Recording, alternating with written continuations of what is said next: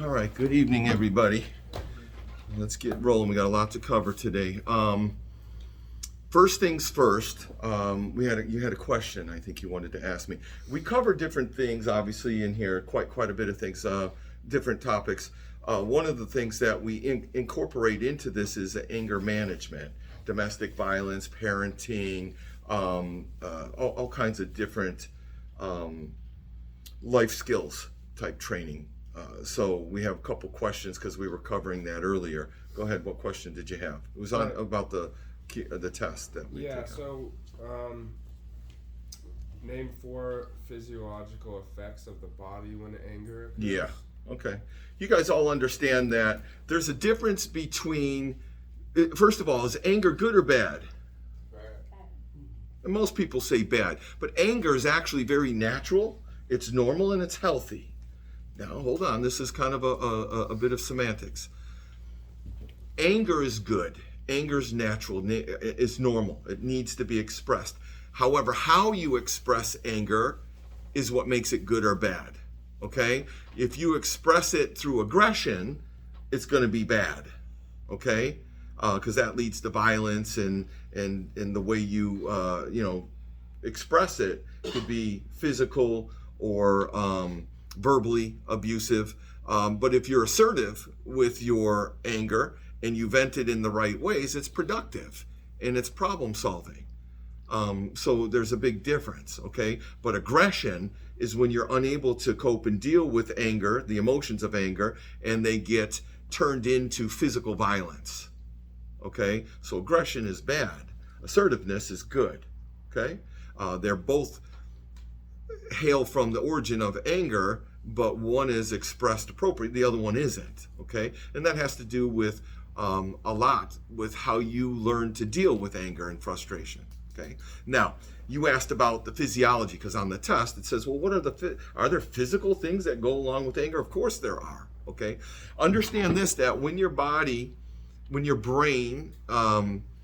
is exposed to stress and you become angry as a result, what happens is there's a physiological reaction, and it puts your body, it alerts the amygdala in the body and the hippocampus, and what it does is it creates a fight or flight response. It creates a cortisol hormone that kind of runs down and tells it to produce testosterone and epinephrine and adrenaline and other things, and then the body goes into this fight or flight reaction, and again, with that comes physiology. What are some of the physiological effects of being angry? What happens to your blood pressure? Goes up, right? What happens to your heart rate? It goes up because your blood is pumping now. And what happens to your heart rate? Again, it goes up because it's pumping, which creates the blood pressure, and your heart rate goes up, okay? What else? What's that? Increased respiration. Absolutely. Your respirations, you start to breathe heavier or shorter and heavier breaths. And what else? What's that? Yeah, you get that little tingling on the back of your neck. That's, again, from the blood pressure, but it's also from the chemical adrenaline that's being pumped out, testosterone. What happens is you get that little sensation, and you feel that kind of warmth. Again, that has to do with the blood pressure, but that's also a chemical reaction to the chemicals being released that put your body in a heightened state of awareness. And it's an anxiety response. Like Tavares just said, it creates not an anxiety that you would think, but it creates an anxious response of alertness and looking to react, okay? What else happens? What about your stomach? It secretes acid, and it's again causes that fight or flight response. It's not good for your stomach. It creates acids, and so because it's trying to clear your body for action. Does that make sense? So it wants to put you not in a relaxed state. It wants to put you in that fight or flight response. And again, that has to do with your stomach and your high blood pressure, or having blood pressure, and your brain being hypervigilant and ready to react. So those chemical responses in the brain, the physical, the blood pressure, your heart rate, your respirations, Stomach acid. What else? Tunnel vision. Well, that's hypervigilance or awareness. What else?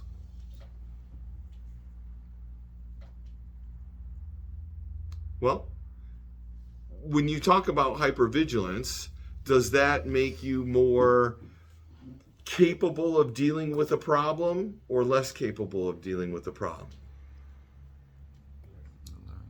What's that? It actually helps you. But again, because that chemical's putting you into that fight or flight response, it's an action. It's creating a response to take action against. And again, if you're angry and you don't have the thing you're angry at and there's no action to take, that's where you can create anxiety and frustration and other things. And it affects your concentration. It affects your ability to function, obviously. If you're angry all the time, is that good for your heart? No. Is it good for your stomach? So you get ulcers, you get high blood pressure, you get headaches, you get fatigue because that chemical's boosting in your system. And then the downfall of that is when it's over, you feel exhausted, you feel fatigued. And again, it creates frustration, brain fog. So it's not a good thing to have every day, because if you're getting frustrated and then angry every day, then what happens is your body's rising up and then down, up and down. And it takes a toll on it. It takes a toll on it. Plus, a little unknown fact,